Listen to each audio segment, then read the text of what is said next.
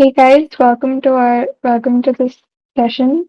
We have Karthik with us. Karthik's a freelance photographer and a backpacker who's been in this field for over 9 years now. Karthik, could you introduce yourself? Hi. Thanks, Sarthika. Hello, everyone. I'm Karthik, dance photographer based from Hyderabad. I shoot happy occasions for the living. So, yeah, it's good to be here, everyone. Good to see so many photography enthusiast people to be around or learning skills at these kind of apps. So let's get started. Yeah. Julie? Okay. So when did you first get into photography and how did you know you wanted to make a profession out of it? Uh, well, I was very much interested due from my childhood itself. I used to have camera where like real camera where I used to click pictures of wherever the event happened during the family events and all stuff. So that's how it turned to be interesting. And during my plus one, I just got a small still camera where my photography journey has started from. So basically, it started as a passion, which like an aspiring amateur photographer start, and who is very much interested, and slowly I got dropped down from the college to become a photographer, and then so somehow it turned to be a profession and entered into the field of wedding industry. So from there, I've been shifted to here to Hyderabad and started as a professional photographer there. And it's been over 8.5 years that I have been working as a wedding photographer, and I also shoot products and fashion photography in the off seasons times. So that's how I entered into it. But in generally, to be frankly speaking, I entered as a passion and turned it into profession. Okay, that's really cool. Yeah. So yeah, somehow with How the self interest, it made it as a profession. Okay, that's really nice. Yeah. By the way, How self-sustaining would audible. you By the way, I say? can't hear you. Um, yeah, you are audible to me. Perfect. Okay, how self-sustaining is a career in photography, and like, what are a few challenges you face? Uh, just give me a moment. I can't hear you again. Your voice is breaking and very low. Okay. Is this better? Yeah, it's better right now. Okay, Now it. so I was saying, how self-sustaining is a career in photography, and what are a few challenges you face? Well, in fact, the challenges you face it comes from different aspects, according to me.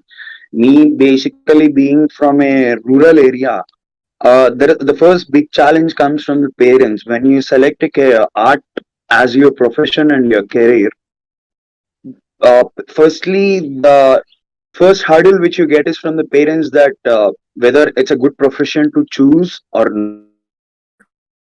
Basically, according to me, in general fact, uh, 80% of the photographers are the ones who made their profession as their choice, not by chance.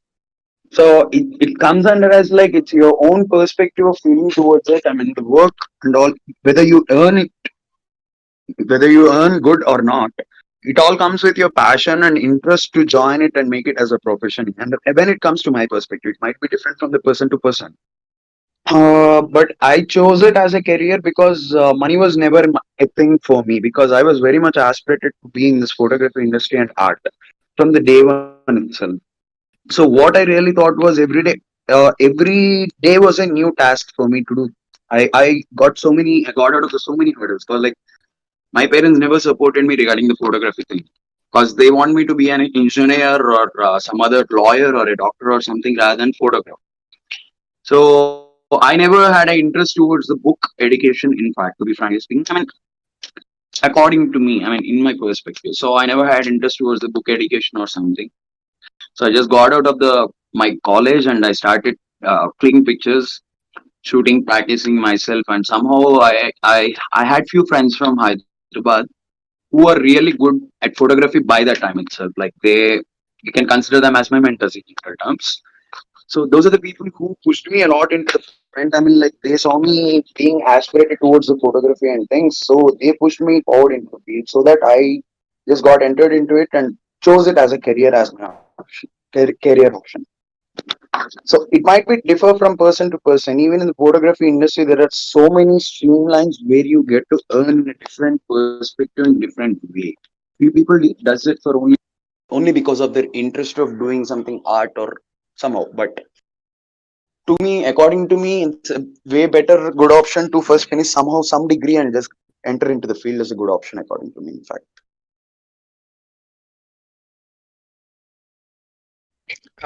Yeah, Karthik, that's really nice that you're doing it like as your passion.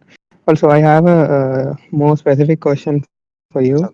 Like, what's your niche? How important would you feel like finding a niche is? what do you mean by niche in the sense? Niche as in like which category of photos do you take and what type of photos do you take? Well, nice question actually. See, photography is something like it's an ocean. Art itself is an ocean. The one which you know very well is a small, tiny drop in an ocean, basically. So you have a full ocean to learn and look at for it. So once you start looking, learn to it. I mean, you might have interest in some point in some different kinds. The initial days when I started my photography long 9 years back, I entered into fashion field. I didn't come into the weddings field. Then slowly it turned to be a product photographer. I found like products is more challenging and adventurous. So then slowly it turned to be a weddings, cause like weddings I see, according to me, weddings are the most adventurous and risky work in photography to do. Cause once you lose a shot, it will never come back to the client. As I say, like weddings are the one where you have to do it right at the moment and then and there itself. Those are the moments which they have to cherish after 10 years looking back at the pictures. So we make their days, we make memories for them, we make stories of their life. So I felt like at the last moment after few years, I felt like weddings are very interesting. Like they're literally adventurous kind, cause like we are making so many people's day, then we are making so many people's memory. So I found it like very much interesting, and I found it. I liked the way what it is working and dealing with. So somehow I showed up interest, and like I was very much interested in this wedding field and showed up into a wedding photographer. Ended up here like this. That's how it worked for me.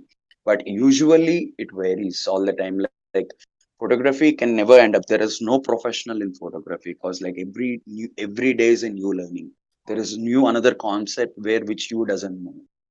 As I said, like the art form itself is an ocean, and what we learned in the ocean is a single drop. So there is a full ocean to learn it, explore it, and do things. So according to the phases, you might change your interest. I mean, like you might find interesting tomorrow some other streamline in the photography. So it might change. It varies from the perspective to perspective. But how I entered was like I felt weddings are really adventurous. Point number one. Point number two, in India, we have a number of cultures and traditions. Like Indian weddings are very bright and beautiful wedding. Like they're really bright and beautiful, vibrantic weddings. Okay, so in India, wedding business is one good option to earn real good money in the photography also if you are really good at it doing. So that's how I chose weddings to be as my profession so that I can earn at the same time I have my satisfaction of doing this work. So that's how I chose this streamline, and that's how it varies from person to person, basically.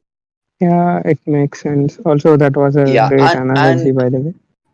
Yeah, go on. and also I have had a lot of friends who are into the same field of photography.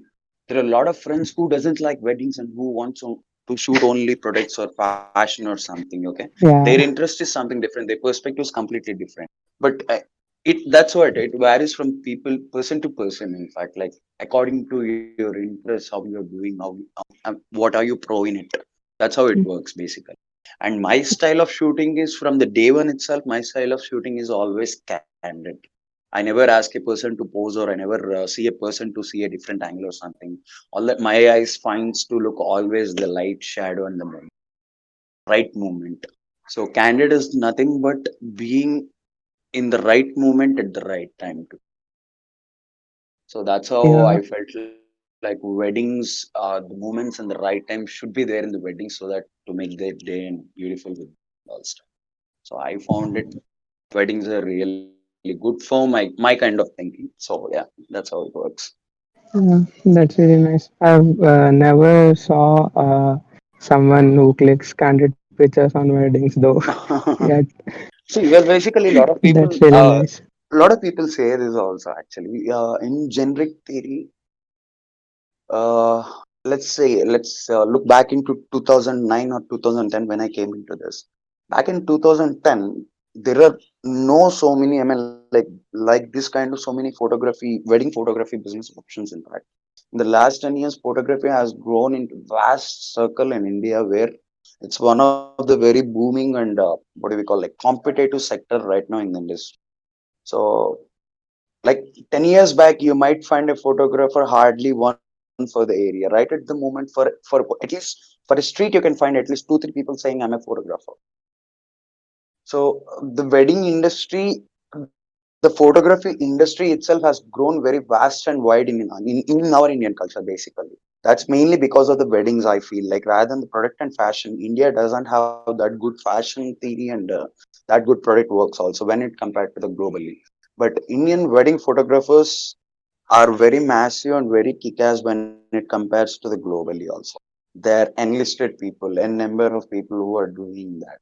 So yeah, that's how it works.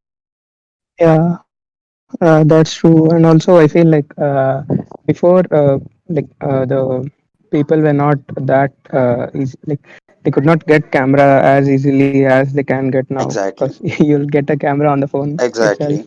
And Yeah. basic thing is like you only learn to know the things when you do it. When Exactly. you look into it, you never get to this thing. When you know it only, I mean, like when you do it, you'll get that. So that how, Yeah. yeah, Yeah. Cool. Go on. You that's wanted how to it say works something? basically. So you have to do it. You have to put your all the mind and things, body and soul, everything on working. And the main point in the art is first of all the main aspect which I think works for any kind of any formation of art is aspiration towards it. It's not the dedication or it's not the concentration or it's not the creativity you put. Being aspirated towards one thing is like really tough. I mean, you have to hold the aspiration with you all the time to keep into the same field and do the work. Whether you get it or no, you earn or no, you're losing or no, but you have to be on it and start learning it, execute it. Then only it works. I mean, Yeah. any art formation, not photography, either painting or any kind of artist, whether like the one who acts, does something, any kind of art formation, you need aspiration to do it very well. So, Yeah. I firstly, can like. the first suggestion I give to any person who is like very much interested in photography is like be aspirated towards it. It'll automatically come to you. It'll automatically come to you first of all. Keep your practice going on and be aspirated. That's it. As simple as that. Yeah, I can relate to it a lot because in the beginning I used to just read stuff about camera, like the ISO and whatever settings are there, Uh-huh. and then I just went on exploring stuff and just Uh-huh. experimenting, and then I got into it. Like yeah, See, going and as doing things is more. as I Yeah, said before, like as you said right now, also before there were no equipment, cameras with people, a lot of people and all stuff. Now yeah, it's yeah, very easy to get a camera. Everyone is buying a camera. It's like full frame cameras, professional bodies, and mirrorless cameras, etc., etc. Okay, but yeah, back in those days, people used to think that if you have a better equipment, you might be a better photographer. That was the aspect which ran like 10 to 15 years back. But right at the moment, it's not like that's always looking at towards the perspective of the viewer. I mean, like perspective of the shooter. People started shooting from the mobile phones. Okay, cameras or the equipment never really matters. It's only the creative part and the aspiration which comes from out directly from your mind.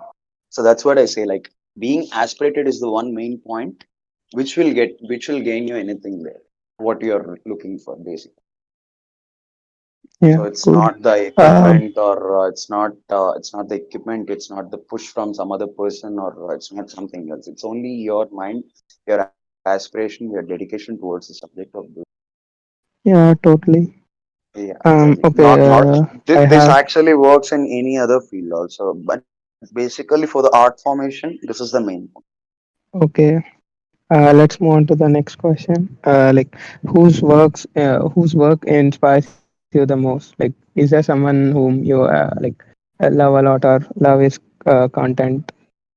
Okay, it's a good question though, because like I actually love a lot of works. Like I love to see the other people work all the time, because like it's we should always look into other person's perspective, not only yours. Okay, to gain more. I mean, like to learn new things, you should look into other person's perspective and just give it a try. Okay, so for me, according to me, I mean, like, there are a hell lot of people. I can mention the names, but in general terms, if I had to say, I'll any day I'll tell that my brother, the one person whom I work with, I mean, we both work together, right? Okay.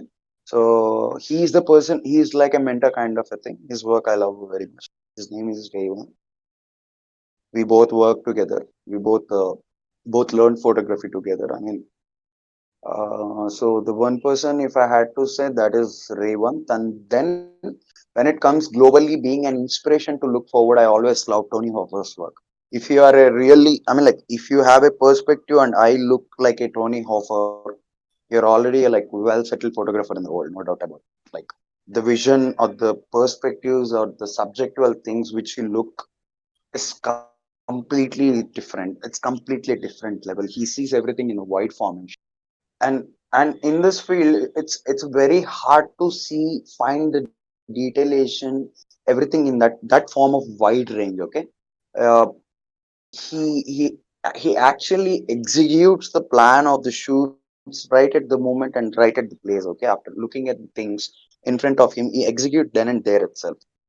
So imagine how fast he is thinking in his brain to achieve his shot, to particularly achieve his shot. I'll just share the link of his Instagram account here. Just the people whoever listening, just go through the Tony Hoffer's account once. Tony Hoffer is one of the international photographer who is one of the Pepasian member, top three member from Papacia. So just have a look at it. Tony Hoffer is a wedding photographer, by the way. So if I had to say, Tony Hoffer is one good inspiration for me all the time. Yeah, and it's not, Um, in fact, and it's not the work they do it. It's the way they do it. In fact, sometimes this also works. It's not the work presentation or the thing, but it's the way, the execution, the thinking, the perspective, the eye view of the photographer. Everything also works together. So I always feel like Tony Hoffer is one kind of inspiration for me in the photography. And then when it comes to video, I always like. I'm a big fan of Peter McKinnon, of course, all the time. I see the name. I heard the name here in the group also somewhere. Peter McKinnon is here or something, which I found something interesting. But still, I'm a big fan of Peter McKinnon, Matty Hapoja. In fact, to be frankly speaking, if I had to say, does anyone know this name? A YouTube vlogger named Casey Neistat. Juhi or Suhas, can anyone answer this? Yeah, I know her. Sorry, I know the yes, channel. Like, and there I are recently people discovered it. Okay, texting in No Mic also, so you can check that out. okay, cool. Okay, Casey Neistat is an YouTube blogger.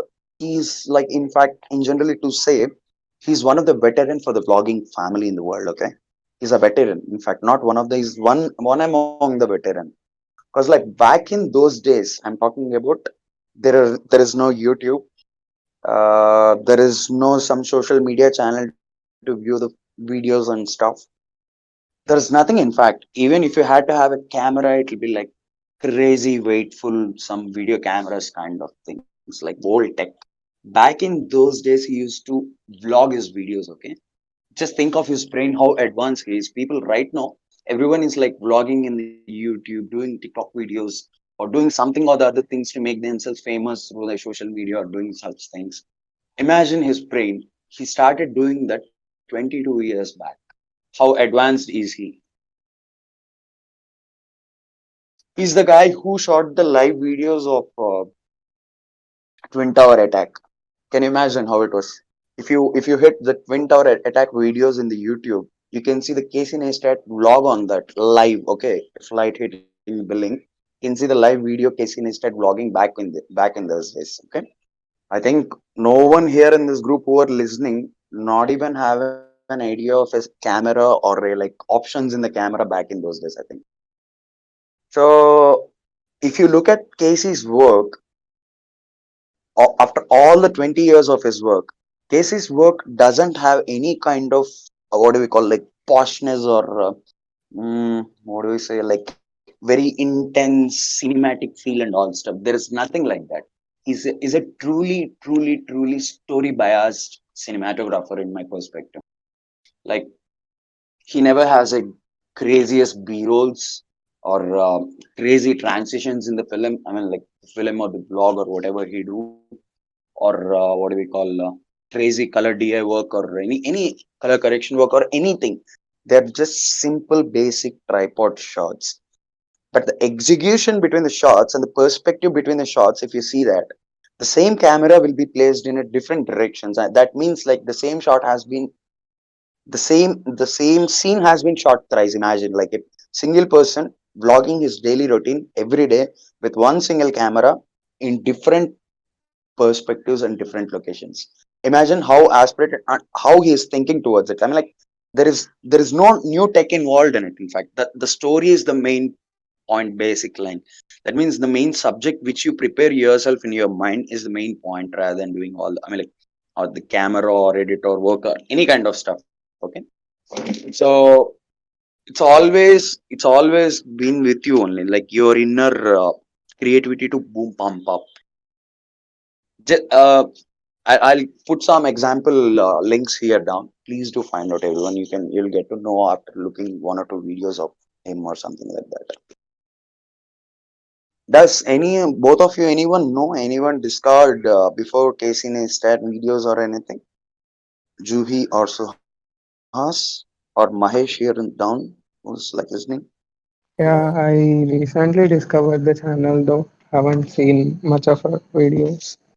I Mm-hmm. guess Joey might have seen more videos than me. Yeah, Okay. I really like the channel, and it looks like Chacha and Jay also really like his work.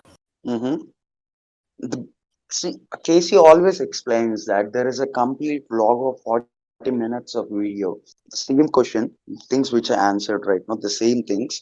Casey Neistat has explained it for 40 minutes clearly, how it works and how it goes.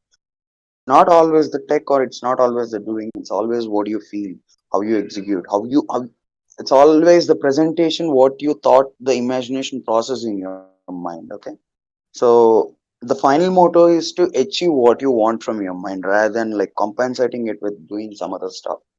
That's the point I always say to any one of the person who asked me to shoot, or I mean like who asked me to how do you do it or this thing. I always say that do it and show me rather than saying this thing. It's always your own execution. Think of it clearly. Your perspective should be placed there.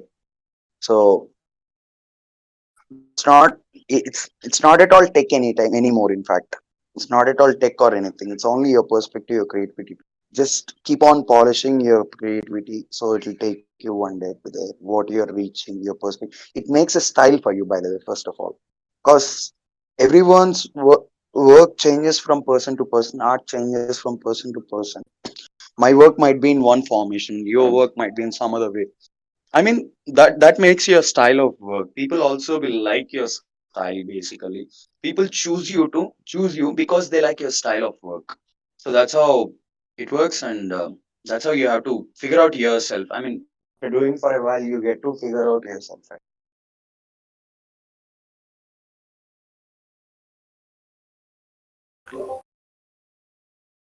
As a freelance photographer, how do you get your work, or like where do you get your clients from? Well, basically, in general terms, right at the moment, in fact, you have to promote yourself. Right at the moment, it's like all digital world, it's all social world. You promote yourself socially, you earn yourself. That's it. But from the day one, I don't know, somehow I learned this from my brother. I think the one whom I said my mentor. he never posted any of his work outside. He's like very much an introvert person kind of a guy. So he never posted his work. He always said that, see, not only the internet client or something, internet gigs, the one which you get through your promotion or something, the outdoor contact, the outdoor socializing, outdoor you meet people, you gain your contact outside. That will be strong enough to earn yourself. Well, basically, I started as a freelancer. Like I worked as a freelancer for first 4 years. Then I started my own firm and I started shooting and putting these things. I did keep my office. I mean, like I did put my office and worked for 3 years in my own firm. Then after 3 years, I had a small incident where I had to close my office back and I had to go back to freelancing back again. So I used to freelance for top six teams of India actually. In fact, four teams from the Hyderabad and one team from Mumbai and one team from Chennai.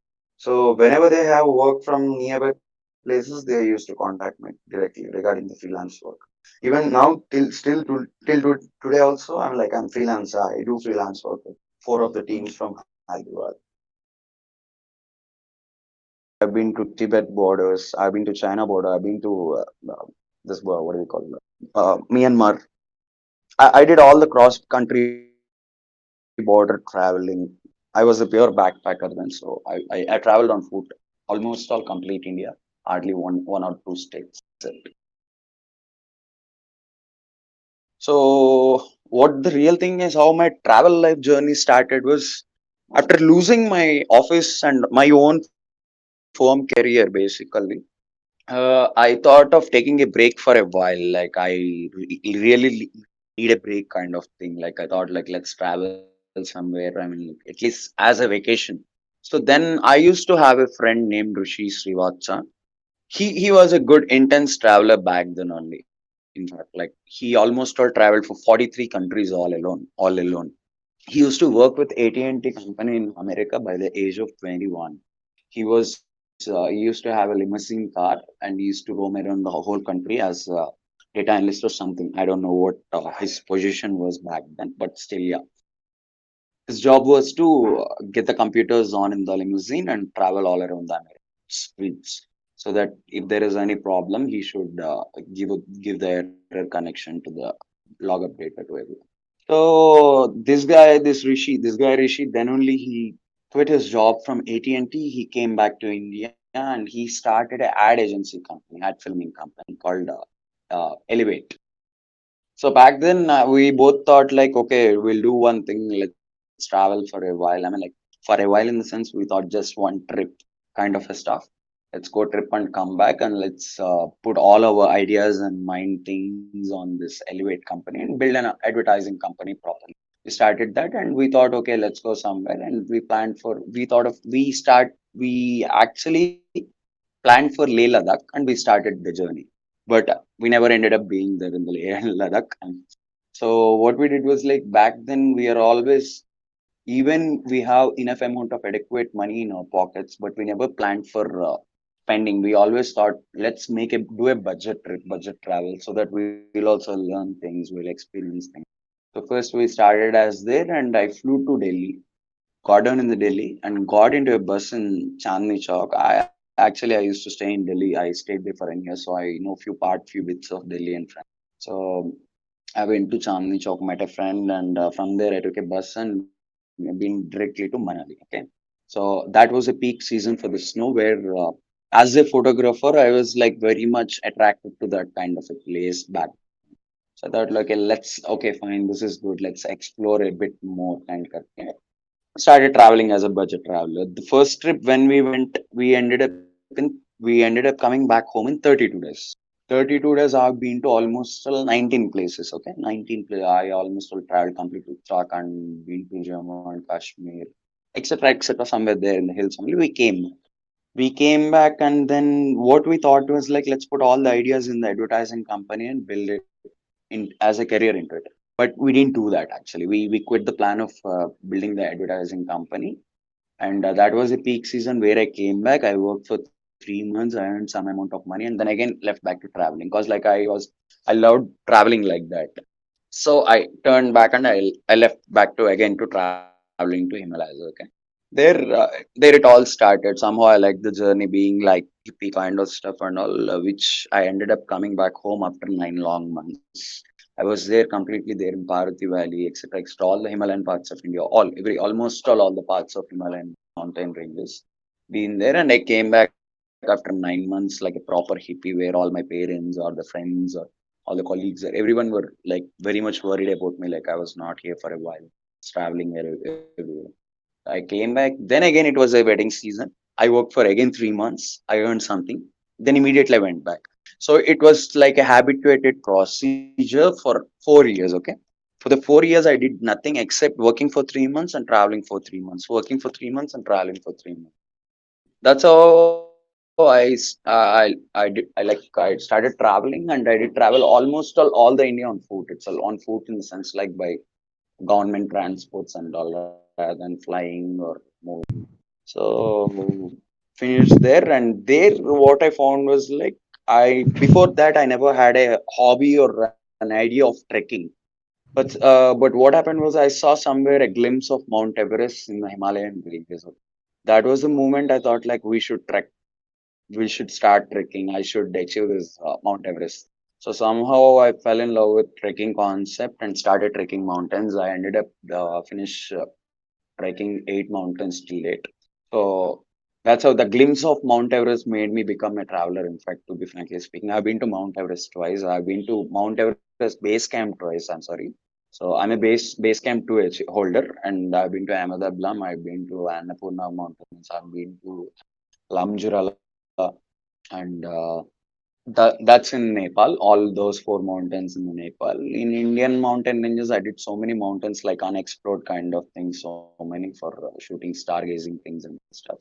And the South Indian mountain ranges are so small that there's no point of saying trekking. Okay, they're like hiking part stuff. The proper trekking comes under like the Everest trekking. It took me 41 days to the base camp 3 glacier range. I was little slow by the way, so because I was an alone backpacker, so I have to be slow with that. So somehow trekking became a hobby. Each and every time when I was there, I used to go for some trekking trip. It used to take over for like 30 days, 20 days, at least 10, 15 days. That's how travel journey came into the life, and 4 years of my life was such an amazing during all traveling, experiencing things, learning things and stuff. During the journey, I met so many people. Can't even imagine so many people, so many artists, so many creators, curators, so many people. So traveling is such a good aspect in any person's life. Okay, it's must and should thing to do. In according to me, in fact, solo backpacking was Okay, it Karthik. So it makes let an us, independent person basically. So yeah. yeah, okay. So let's take few of questions of the audience. Yeah. What is the one thing you wish you knew when you started taking photos or you started your career in it? Sorry, pardon it. What's the one thing which I knew or I wish? You knew before you started your career One or thing. started your taking your photos. That one thing which like you know now, like which makes a difference. Mm, actually, what? It may be a Even simple I trick didn't or think of this something. thing anytime. In fact, to be frankly Okay. speaking, even I didn't think. No, generally, even I'm thinking right now to answer what was the thing which I know actually. No, I didn't know anything. I just let it happen, kind of a guy. So I never expected anything from this. I never thought of being a very massive or big photographer also, even till today. In fact, to be frankly speaking, because like Okay. what I was like all the time, you know. See, as long as you didn't make this as your profession, you never think of money or you never think of settlement or anything. You're so much aspirated and curated. Once you enter into the field of photography, I mean, like enter into the business model of photography. That means you're already you know something in the photography kind. Okay, Yeah. once you get habituated to the money or the earning as a business person, you never think of other stuff. You always think about your business kind of model. Okay, you never think of being some other massive photographer or anything. You always look after your business, and like you always think of building your empire as a business rather than being some Yeah. artist artistic or highly artistic, or what do we call journalistic kind of a photographer or art built kind of photographer. The one thing which I Yeah, always keep it in my mind is like money can kill your art. yeah, That's that's for true. sure, no doubt about it. Cause like you yourself has to convince yourself for money. You know the shot will be more beautiful if I mean like you have a shot in your mind and you know that it's like more beautiful intense shot if we shoot it. But the client might not like it. Client might like the normal ordinary image, maybe. But you're killing yourself, your art, and you're satisfying the client there. It happens for sure, it'll happen. That's what I said. Like money can kill the art. So it's always a different perspective when it's I mean like when you are a business person it's a different perspective, when you are a artistic person it's a different perspective, both varies completely. So I never thought of anything. In fact, I left my things like let it go, let it take anywhere, I'll go there, that kind. So that's how I ended up here like this. Okay, cool. So, like, do you have any tips to improve one's portfolio? Keep shooting, I love to say this, keep shooting, that's it. That's Whatever a the nice thing one. you're interested in it, keep shooting, don't stop shooting it, that's all. I think even till today, at least see only one thing which I can say to every person: just click one good picture a day, one nice picture a day. 365 days, 365 pictures. That's quite enough to make you a razor sharp photographer. Okay, and make sure your eyes are always looking. Make sure you're a very observative person. Observation is the very key point in the photography. Mm. Light, the presence and essence of light and shadow. That's all. If you love the light and shadows, you'll always be a good for. Trust me. You'll love to Yeah. shoot it always. Like I mean, what I thought of saying is like you'll automatically love to shoot that. There is always an instinct will be running on your head always like, oh, there's a good light here. Should shoot that kind of thing. Keep looking for the light. Keep looking for the frames. And my kind of work, I always say to every person, whatever the frame you are trying to achieve, make sure they're in the symmetry. I always say this to everyone because like I don't know why, but I like symmetrical pictures. I love to suggest that to the people because like symmetry is your eye view always. Your eye view is always symmetrical. Even though it's like complete vast, round and very wide, it's always symmetrical if you imagine. So keep looking for the lines, lights, lines, and shadows. That's one principle which I always follow, which I always say to just keep shooting. That's it. Okay. Yeah.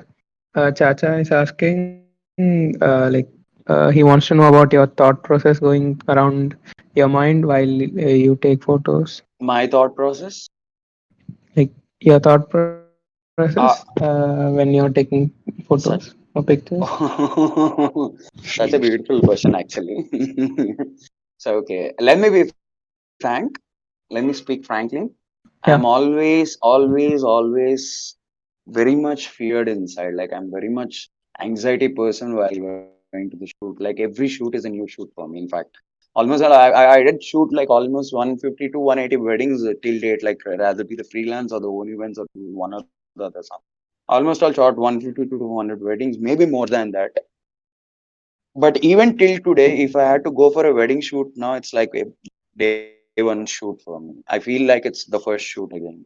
Let's do it very seriously. I mean, like, I always keep that fear inside myself to shoot it. Like, as I said, it's an adventure you're doing. You're risking someone's memories, moments, days. They're paying you highly because, like, you're a pro. You should make their day very more valuable and memorable, actually. Pictures which you shoot today are the greatest memories and they make smile on their faces after 10 years. Okay, the Yeah. Yeah. value of the picture, you will never know the value of the picture just after the shot, after the shooting or anything. Okay, that memories, they have to be stored. Okay, after 10 years you can feel the moment after looking at those pictures. Oh shit, that day was a memorable kind of thing. It's an instinct kind of thing brain. So what I feel is like whatever the shoot I'm going every day, it's a new shoot for me. It's like a first shoot. I'm shooting for the first time. Always. That's where I'm very conscious and I start keep looking at the frames and all. I still remember the day one wedding shoot which I did. I was like very what do we call very anxious and very highly conscious person. Like okay, what next, like that. So yeah, I have that fear inside me all the time while shooting. Let me be frank. So yeah, Yeah. Also, Sky is asking about your lens and which is your favorite lens. mine is always an 85 mm 1.8 or 1.4 or 1.2, whatever it might be. I'm a prime lens shooter. I'm a portrait photographer, in fact. Mostly, I'm a bride photographer in general fact. So I'm always a portrait lens guy. I'm a portrait guy. So one thing which I carry in my bag always is like my two bodies of Nikon cameras and two lenses, 85 mm 1.8 and 35 mm 1.4 Sigma Axis. Those two are my carry go lenses all the time in my pocket. If I'm traveling or if I'm shooting for the products, 2470 is always my handy lens. So maximum 99.9% I use only both these two lenses, 35mm and 85mm. These days I'm very much obsessed with new tech of lenses like 16mm 2.8 and 24mm 2.8, these kind of ultra wide lenses and wide lenses. I'm so much obsessed with these lenses these days. They're fun, in fact. So yeah. Okay. Also, guys, if any one of you wants to come up in the stage and ask a few questions, you're free to come. There's a request button down there. Just click on it. Yeah, Chacha. First of all, Karthik, thanks for coming and giving a session on this photography and backpacking. Backpacking is Hi. something which I actually want to do something in my longer term also. And the story which you actually told about was really inspiring, and I could really connect to that, like how like you really had a story to bring out. So my question was related to something related to backpacking. Like what actually excites you the most? Like like at any ever moment have you ever actually thought about कि like हाँ अब वापस चलते हैं अब हो गया, but like what actually keeps you going on? What's that actually one thing that at the back of your mind just reminds you of like I should go on with this? So if you could like put a light on that, that would be really great. Hi, Chacha. Hi, Chacha. Thank you for having me. It's pleasure is mine, man. Thank you so much for asking such a beautiful question again. Yeah, am I audible by the way? Yeah, totally audible. Yeah, yeah, Chacha. So, in fact, in general, yeah, I had this situation so many times. The only one thing which I turned back and I had come back is my parents, nothing else. If there is no pressure from the parents, they would have never seen me back again. To be frankly speaking, I'll be traveling around the world somewhere or something else, doing something one or the other thing, working somewhere else, and going on, keep on going, that kind of. So the fact is like what travel taught me is like so many things. In fact, each and every place has some kind of energy which teaches you something. I learned adjustments in my life at one place. I learned how to be fearless at one place. I learned something in other place. I learned how to achieve it in one place. The moment when I fell down, like I couldn't finish the Everest trek. I'm the person who aimed for the summit, but summit is one thing which is quite expensive, which every person can't do it. Like it's a lakhs and lakhs of expenditure to do this. So what I did was like I've been to Everest Base Camp. What I planned was like Base Camp 3. There is a glacier in the Base Camp 3 where you can see the both sunset and sunrise from the same place. So that was my destination, and it's gonna take 43 days of trekking on foot from Giri side. Giri is one place. It's Everest's first route where Edmund Hillary found the way to Everest. That's the route. That's gonna take 20 days extra long for trekking it. Or else you have to fly down to Lukla, which is quite expensive. Like back in those days, if you have 10K in my pocket, if I have 10K, I would have traveled at least 2 states with that 10K, no doubt about it. 2 states and too many different places. So I was always high on budget basically. So I thought, why not? Let's explore the Edmund Hillary route and I went. Okay. So whatever, every new place, whatever I'm going, I always have a hurdle in front of me. What I always think was, okay, let's achieve the hurdle. Let's finish it, kind of. The only drawback even till today, what I feel is like I couldn't finish the Everest. I was hit by higher altitude sickness in Everest base camp too, where I had to turn up myself, come back. That was the only thing, only drawback. I always feel that, shit, I couldn't do that. I had to do it. So even today, I always think that I have to do it. I have to finish the Everest summit. I actually I'm planning of it. Let's see if everything hopes next year I might go back again to the Everest.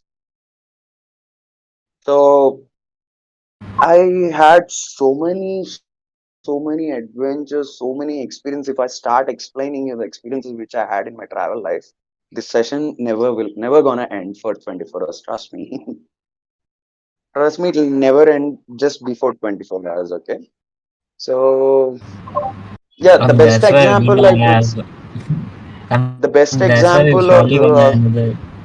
I'll So that's definitely why we're gonna, yeah, I'll I mean definitely that's why come we're back gonna to have you all great. people along with the pictures of my travel stories. Okay. In some video call or something, I'll definitely come back with all the pictures of my travel stories. And you know, who doesn't like stories, right? I like to create a story. So that's what it inspired me to travel all the time.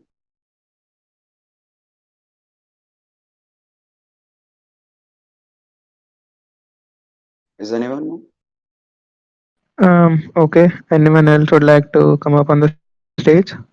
Or just shoot your questions in the no mic. I'll ask him. Hi. First of all, good evening, everyone. Hi, Karthik. Hi, hi, hi. Okay, so I have this question that there is a significant rise in number of mobile photographers. Mm-hmm. Usually, the first reason being that you cannot buy a DSLR initially. So, what is that one kind of a mistake or something that you feel like is lacking in mobile photography that can like people can work on it? Yeah, that's my question. Uh, Thank you. Nice question, by the way. Nice talking. I mean, like, see, firstly, back in those days, it might be a problem, but right at the moment, the mobile photograph, the mobile cameras are mind blowing. In fact, see, I had a goal. I mean, like, I had a plan to do this thing. In fact, I don't know if I say this thing out, it looks like stupidity, but still, I actually want to shoot a complete wedding from mobile photography. Okay, mobile phone, a wedding, complete wedding. Imagine how it looks from a wedding. Phone, mobile phone. So one thing I can say is like there is no. That's what I said. Tech never matters. If you start learning framing and all things, mobile photography, you should learn framing and all the things from mobile or anything is fine. But when it comes to a serious technicality, if you take it as a real good business, you are working with all proper equipment and all stuff. Then it's a different perspective. In fact, it depends on what kind of a photographer you want to be. If you want to do a business, if you want to learn something very much new, then you should directly go with the equipment start. You are just a passionate person, you want to start your life as a passion and then move on to it. Anything is fine. Mobile photography or camera or anything is fine. If you really want to learn and get into it very deeply and intensely, it's way better to go with a small camera than to a mid variant camera and then to a full frame body and then to a mirror and then to lighting setup, everything. So it actually varies. It depends. To me, in fact, for me, back in those days, I never went out without my camera. In fact, wherever I'm going, if I'm going to a friend's place, also I used to have a small camera in my, a small DSL or anything, something in my bag or a pocket. But from after, like from the last 3 to 4 years, I never carried a camera outside except for the professional shoots. Like, cause phones are mad. They're amazing. They make beautiful pictures. I can clearly prove that in fact in general terms because like I have been shooting from the phones from the last 3 years. I have almost all 20 sorry 1.5 TB data of the pictures which I shot over the phone. I think a few of the people know how I shoot over the phone. Like maybe Juhi, no, Juhi knows it, and maybe Mahesh also. Mahesh from the same group who is listening. Those two people know. Almost all the pictures which That we is shared are super cool. yeah, that's what. I think two of my friends are also here. They know me very well regarding the shooting. So 95% from the last 3 years, except for the professional shoots, rather anything, whatever the thing, I use only my camera, phone, mobile phone, not the camera. My mobile data has been backupped almost all 100 times right. The present phone, the one which I'm using right now only, it's almost all had a backup of 100 times. Imagine how many pictures I shoot from the phone. Just think of it once. It's like crazy, crazy. You can do anything. People are shooting films with the mobile right at the moment of this. You can learn anything, anything. That's what I said. Technicality is never a matter as long as you're very much interested to it. Camera is never a matter. Lens or the camera is never a matter. The frame or the perspective which you look into is the only matter which you need to learn. That's where the aspiration point comes out. Thank you. That was great. Thank you so much. Yeah. Thanks for such a nice question. Thank you for this session, Karthik. I think we'll have to wrap up now. Thank you so much, Yogi. Thanks everyone for having me here. Such a nice Thank you platform, guys by the way. for coming and And putting in your questions. We'll have more sessions like this every week or every other week, every alternate week in the photography club. So if you want the role, then be sure to DM any of the mods. They'll give you the role. Thank you all for coming. thank you so much for having me, people. Keep clicking, keep shooting. I think someone has a question right now. Hmm. No, he just revoked Left it. back. Okay, cool thing. No Yeah. problem. A lot of questions in Yeah. NoMic that you could check out later. Sure, no problem. Thank you so Yeah. much for having me here, people, everyone. And such a beautiful platform it is We whenever I can't wait to explore have this, you by the way. again. This is the thank you so much. See you there. Thanks for And joining in. people keep clicking, keep clicking. Whoever has interest, please never stop clicking pictures. Just Yeah, I go will with it. do. Keep practicing. That's the only thing. Yeah, sure. Basic one. Okay. Thank you guys. See you soon. Bye bye. Yeah. Bye.